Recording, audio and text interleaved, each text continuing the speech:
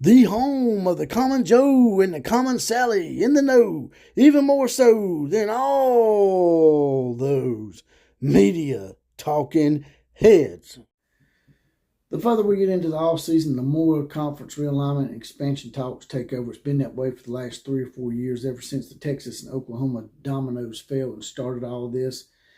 But it's just a lot of interesting tidbits and inner feelings have started percolating up and showing themselves. And while some of the stuff you probably had in the back of your mind anyway, it's still surprising that a lot of this stuff is coming out. A lot of these conferences and some of these teams that have been talked about as possibly moving conferences or being a part of an expansion, some interesting stuff to me is starting to percolate about these teams. Let's talk about it.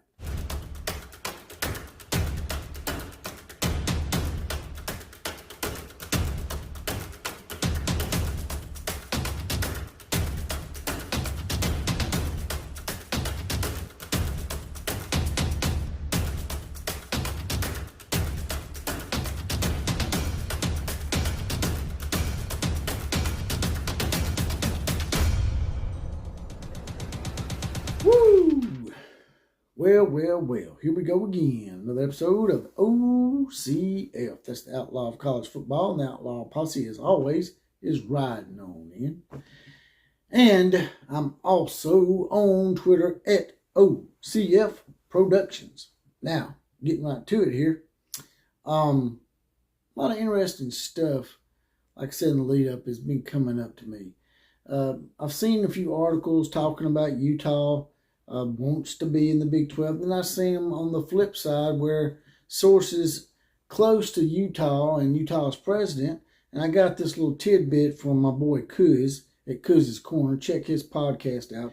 But I was watching his podcast and he was talking about the Utah president, or someone close to the Utah president, said that the Utah president was saying that they were in no rush to get this TV deal done. And the only reason you see all this tizziness going around, everybody's tizzied up, is from those media talking heads out there that continue to stir shit up, because that's what they do. I guess you can't really fault them because it's the off season. You gotta have something to talk about. And from the fans and a lot of people on the outside looking in, they're impatient and they want to know something. Well, the Pac-12 is not ready to let you know something. Is there a stand on this? They haven't figured out what they're going to do with their media rights deal. They're not in no rush. There is rumors that TNT could come in and save the day for them. They won't get the big lucrative offer that the other Power 5 conferences got, but it'd be enough to survive until they can maybe find another avenue, resource, and making money for the conference and for the Pac-12 to stay afloat and not go by the wayside.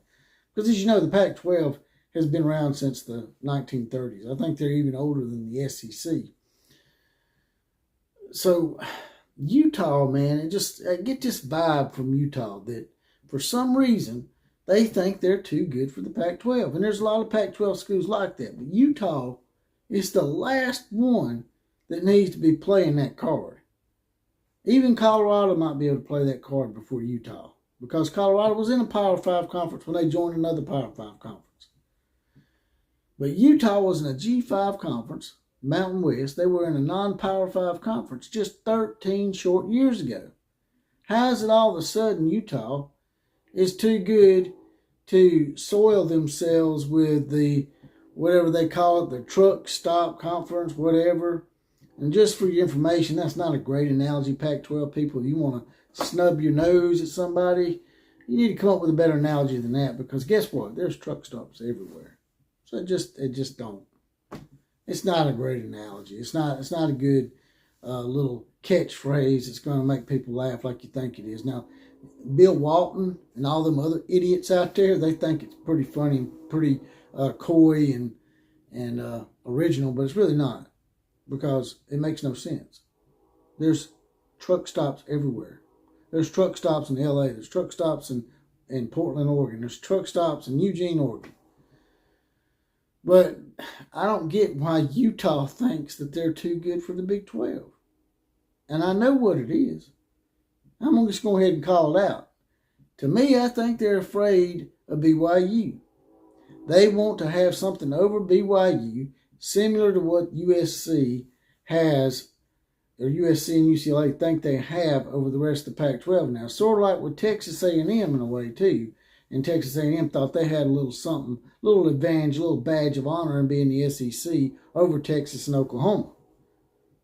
So going forward, it's not going to really matter though if the Pac-12 is not around Utah. That's all I'm saying. Do you think Oregon and Washington is going to try to stick this thing out?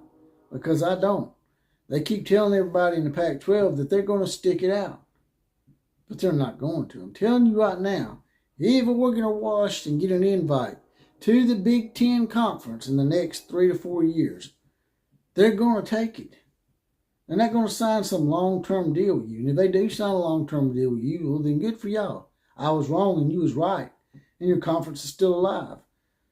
Are you really willing to take that risk and get your pants and your little skirt pulled down again? And you already had it done once by Kevin Moore and his lying ass, and he went out and got USC and UCLA and their two lying asses. They all belong together. I just think that Utah's making a huge mistake, man. You want to have some kind of badge of honor. Why?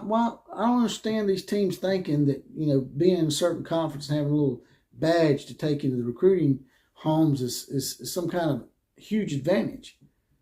And in a way it is, but it seems to me like, certain rivalries that have been around for so long, you'd want to try to, make it work somehow.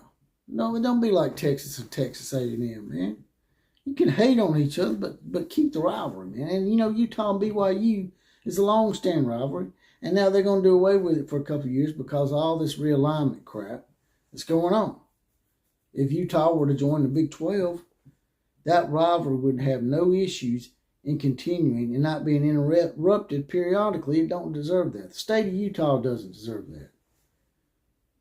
And I know that BYU emasculated y'all's asses for a long, long time. And just here recently, y'all Johnny come lately, these last 10, 15 years, it's been, y'all been king ding-a-ling in that state. But we all know BYU is the team that won a national championship in football in that state. They're the only team that's won a national championship in that state in a major spectator sport. So, quit being scared of BYU. I think that's what it is, man. I think y'all scared of BYU and the fact that y'all are down thinking y'all can get away from them by being in the Pac-12 and them being in the Big 12. And so you've seen this out and you're trying to take it. I just don't think you should go that way. And y'all try to cling on to this academia bullshit all the time, man. And I know a lot of people get mad at me for saying out there. And don't get me wrong, I'm not saying academics does not matter, because they do. But I'm just telling you, I'm playing the devil's advocate role here. And in the long-term big picture of this, academics really doesn't matter to these student athletes, supposedly student athletes. I call them employees because that's what they are. I got into a little debate with a guy on there, I can't remember his name, about the fact that they're still student athletes and not employees because not all of them get paid. But the ones that get paid, they're employees. They're getting paid. And he said, well, it's because those companies are not associated with the university. Come on now. Don't be naive and don't play dumb with me. We all know good and well that boosters are funneling money through these sponsors to these athletes. They're funneling money through these collectives. They're funneling money through the collectives to them, man. It's the same thing, man. It's just legalized cheating. That's all it is. And quit hiding behind academics. Like I said, man, I'm all for academics. I want academics to be important, but they're really not in the grand scheme of things with these athletes in the big money making sports like college football and basketball. And for some of these people to run and hide, some of the Big Ten schools, Notre Dame, some of the Pac-12 schools, to say, well, our academic standards are higher and we can't soil ourselves with the Big 12 or the SEC. by joining them. We all know that's horse shit, man.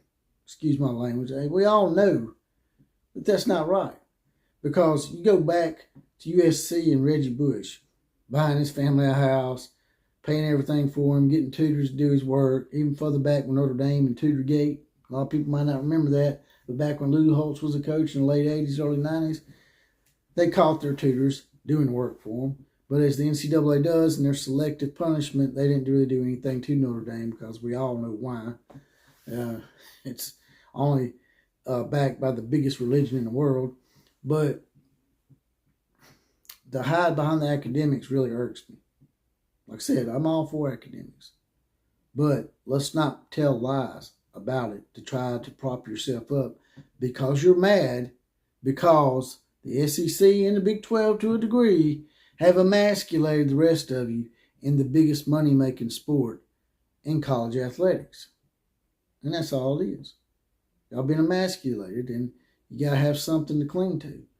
Well, you're a player that's required to have a 3.85, and there's a player at Alabama that needs to have a 3.25. Guess what? The 3.85 student that gets in at Cal or USC or Notre Dame, they're not any smarter than that guy that got at 3.25. You know why? Because y'all are doing the work for them. So they're not really making that grade. It's just a hollow 3.85. Just like Alabama's players, a hollow 3.25. They're doing it. I'd say at least 70 to 80% of those players have someone do their work for them lots of times. Y'all can get mad, be naive, or play dumb all you want, but we all know that's what's going on. That's all I got to say about that. Now, I'm going to be setting up memberships pretty soon. It's going to be a tab down there. It's going to say you can join and be a member. A lot of you have been using the heart option where you can hit the heart and throw a few dollars in the coffers, and people have been putting nice little sums of $10, $20 in there, some even $50 sometimes. Instead of having to put a big old lump sum in there, just click on that membership tab, $2.99 a month. That's pretty cheap. What is that? 50 cents, 60, 70 cents a week? I don't know the math right offhand. I'm not that smart. I'm not the 3.85 student.